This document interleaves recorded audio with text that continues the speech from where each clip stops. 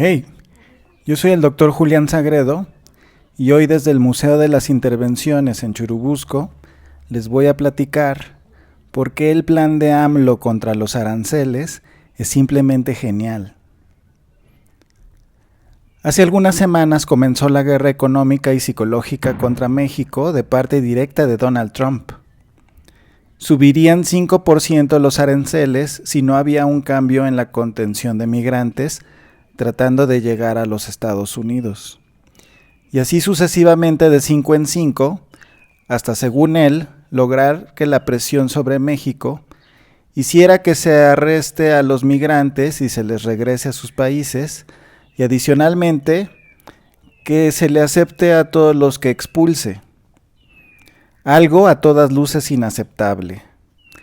De atrás para adelante, porque México no es el patio trasero de Estados Unidos para expulsarle gente, porque México no es el policía de Estados Unidos, ni es el represor satélite de Estados Unidos, y porque la guerra comercial va a traer la catástrofe económica a toda la región. Y principalmente a México en el corto plazo. Pero dadas todas las circunstancias actuales en el mundo, es difícil pronosticar los daños a mediano o largo plazo, debido a que grandes cambios ocurren en este preciso momento. El gran plan de AMLO, digno de un estratega político-militar, es utilizar la fuerza de todos los problemas presentados en conjunto y así ganar o ganar. El juego perfecto. Se gana cuando se invierte dinero en productos que duran unos cuantos meses en germinar. Se gana cuando se frena el flujo de personas y junto con la inversión se canaliza la fuerza de trabajo para aumentar la eficiencia de la planta productiva y orgánica del campo de pequeños productores. Se gana cuando se hacen controles de la migración otorgando ciertos permisos a cambio de registrarse.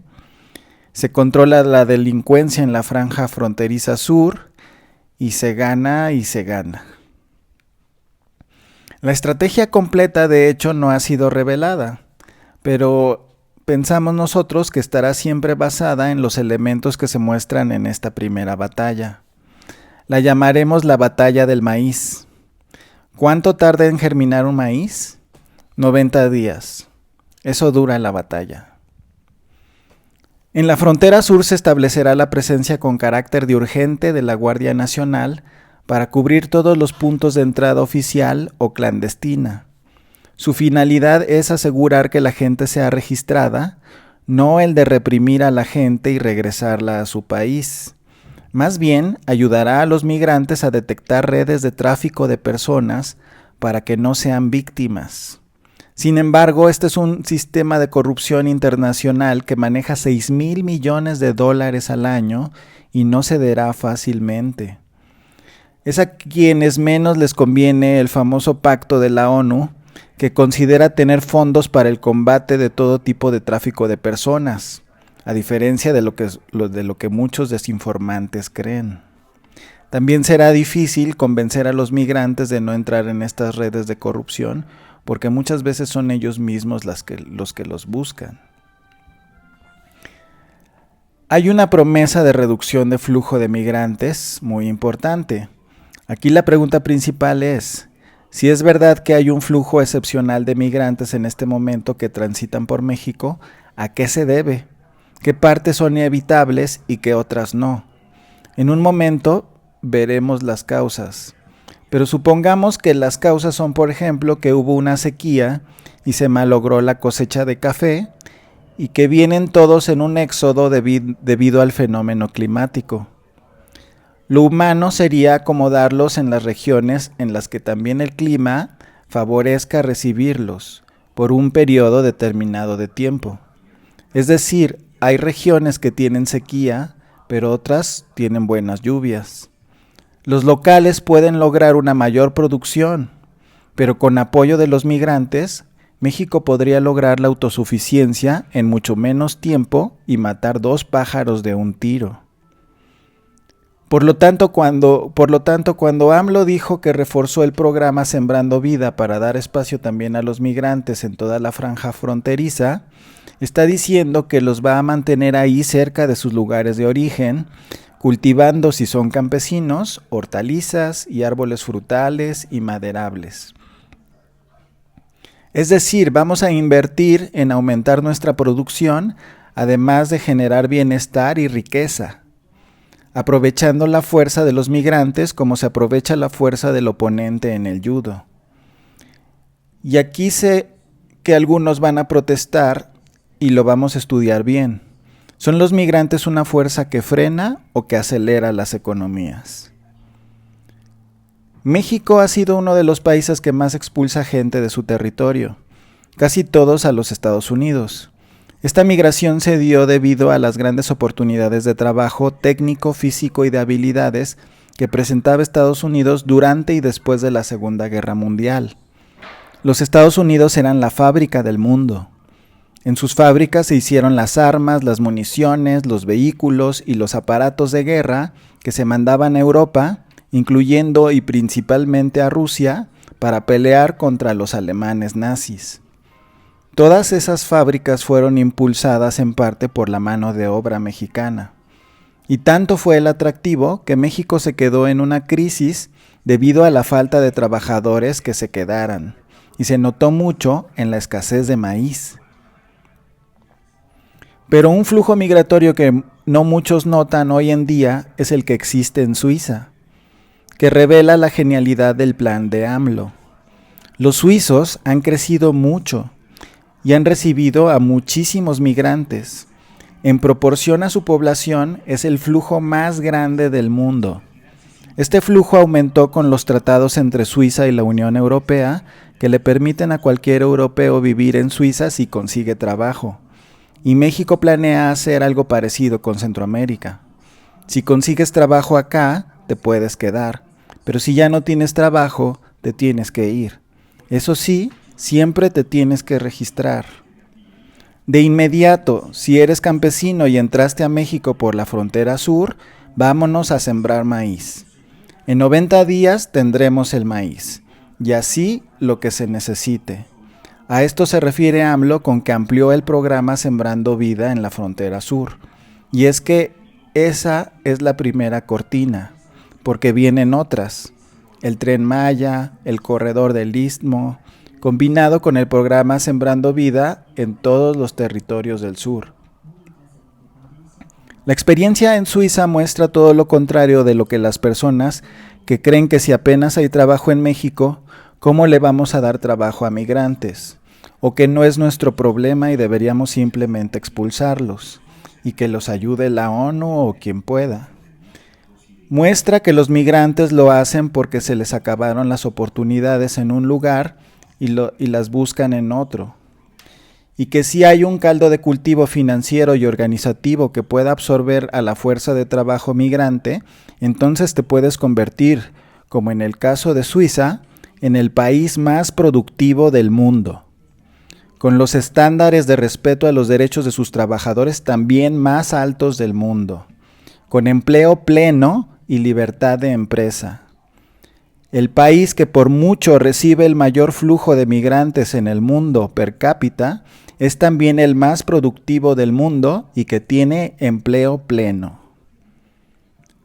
Todo esto no es automático, se debe a políticas claras del gobierno suizo que permite la movilidad técnica y académica con toda Europa, pero que también busca la regularización y capacitación de los trabajadores nativos o migrantes sin distinción, pues su fin es el crecimiento y el bienestar.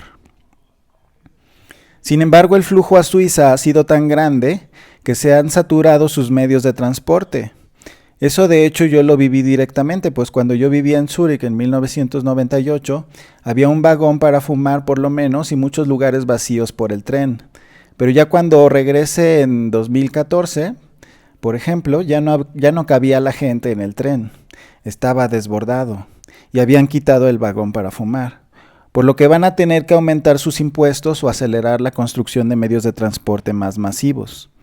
Igualmente le puede pasar a México, que va a tener que construir y mejorar muchos caminos en el sur para ayudar a aumentar la productividad. Inclusive si pensamos en que Trump pudiera imponer aranceles, México puede Ya lo dijo de hecho la Secretaría de Economía, encontrar aquellos productos que le convenga grabar a Estados Unidos, debido a que es posible producirlos en México. Pero en general, cualquier merma al intercambio comercial entre los países va a dañar a los dos, y mucho. Debe de ser evitado. Esperamos de hecho que la productividad de que los migrantes llevaban a los Estados Unidos ahora la dejen en parte en México, y conforme vaya avanzando el programa en sus mismos lugares de origen. Porque ya comenzaron pláticas para crear cortinas parecidas ya dentro de la misma América Central. Teníamos un problema de migrantes y un país que no produce lo que come. Pues muy bien, vamos a usar a los migrantes para producir lo que comemos primero, luego vamos a hacer las gasolinas que necesitamos, luego vamos a tener la industria que nos haga falta y permitiremos la entrada de las nuevas tecnologías y aumentar así la productividad. Buscaremos siempre el empleo pleno y claramente sin preferencia para dar un trabajo a nadie fuera de sus condiciones para realizarlo y su responsabilidad. El miedo a la migración es el miedo al diferente, pero es una ilusión. Son las condiciones adversas y la criminalización, el crimen y negocio del tráfico de personas, del que viven todos esos que se quejan del pacto de la ONU, precisamente porque llama a combatir el tráfico de personas. No llama a que los países regalen nada a los migrantes, eso es desinformación. Llama precisamente a reconocer que el fenómeno migratorio se debe a factores de oportunidades de trabajo que deben ser reconocidas y hasta donde se pueda, o hasta donde sea óptimo, explotarlas. Y bueno, finalmente, ¿por qué tenemos ahora tantos migrantes de Centroamérica? La verdadera razón de esto es impactante. Se debe, de hecho, al cambio climático, al fenómeno del Niño, que son corrientes marinas ultracalientes que afectan a los patrones climáticos de la región y a sus efectos conocidos como el corredor seco. El corredor seco es una región de bosque seco tropical cercana al Océano Pacífico que va desde Chiapas hasta la parte oeste de Costa Rica y Panamá.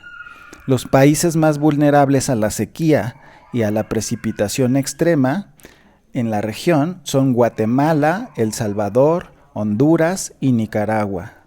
Este corredor es conocido por sus patrones irregulares de lluvia y es la región del mundo más susceptible al cambio climático y a la variabilidad. Miren el tamaño de la catástrofe. Durante los años en los que se presenta la corriente del Niño, la precipitación decae entre 30 y 40%.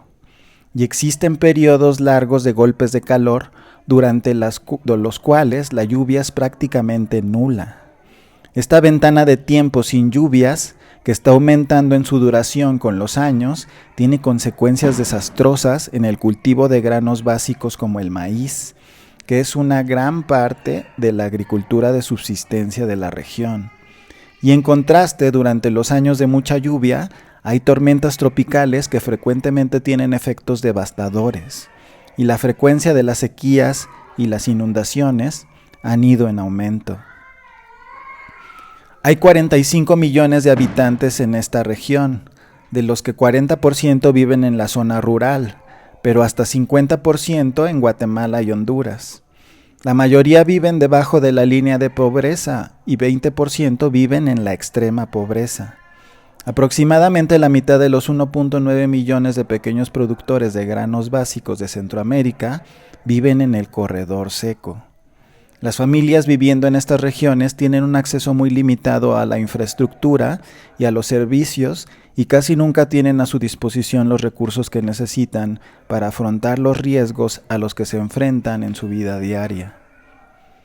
Se estima que aproximadamente 10% de los habitantes del corredor seco sufre malnutrición, un porcentaje que varía mucho con los cambios del clima.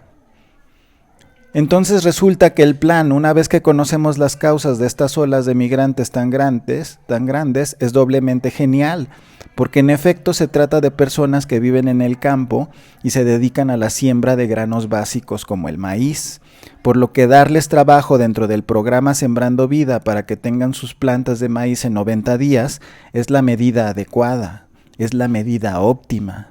Se invierte y se obtiene una ganancia, aprovechando una fuerza de trabajo que de otra forma no habría en esa magnitud en la región y proporcionando empleo pleno tanto a mexicanos como a las personas que escapan del desastre climático.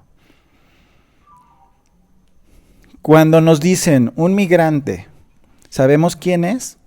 ¿Qué es lo que le pasa? ¿Por qué anda tratando de llegar a otro lugar?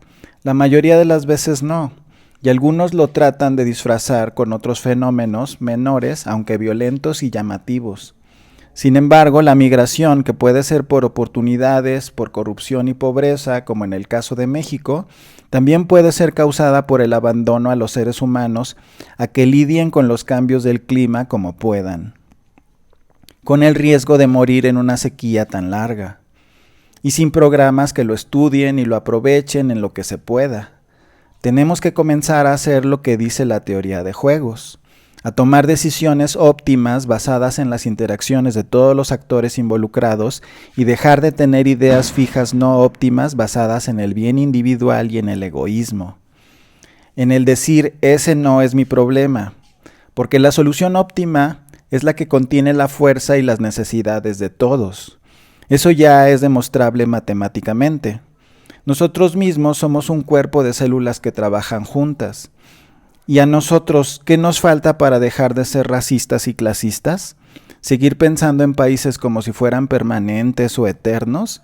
Sí, organizados, sí, independientes, pero también solidarios y generosos. Los problemas debemos estudiarlos de forma global y tomar decisiones óptimas, porque lo que para algunos son problemas, para otros son oportunidades, siempre. También hay que entender que el programa Sembrando Vida comienza en México, en la primera ronda de la batalla de la guerra del maíz, pero se va a extender a los países de Centroamérica, de tal forma que la gente se pueda quedar en sus regiones de origen y ser productiva.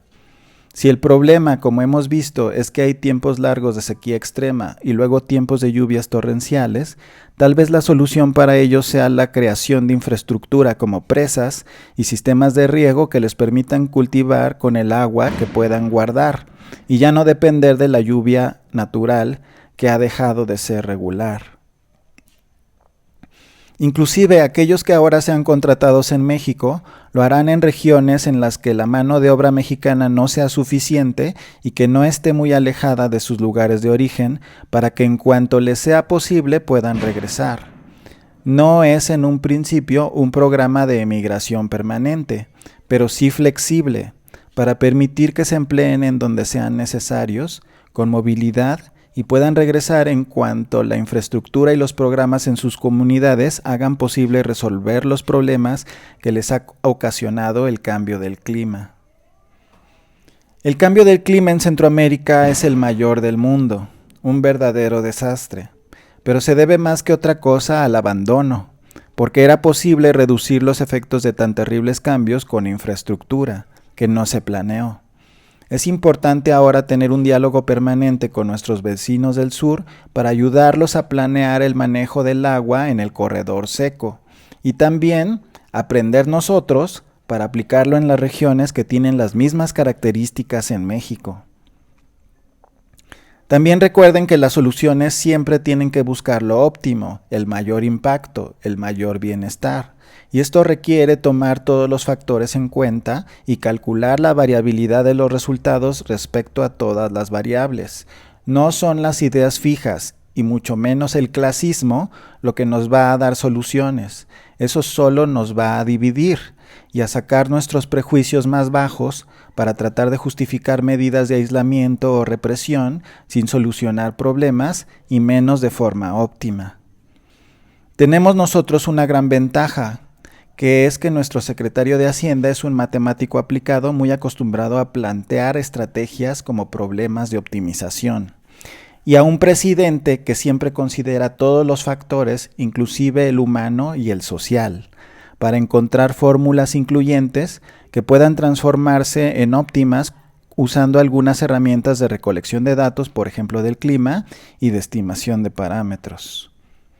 Lo que ha hecho que la migración sea muy positiva para Suiza, con tasas de empleo pleno, es precisamente la optimización de los recursos, ya sea financieros, humanos y naturales, y el respeto a los derechos de todas las personas y en particular de los trabajadores. Así que comienza la primera batalla, la guerra del maíz, y veremos los primeros resultados en 90 días. Muchas gracias por haber estado aquí conmigo y nos vemos la próxima vez.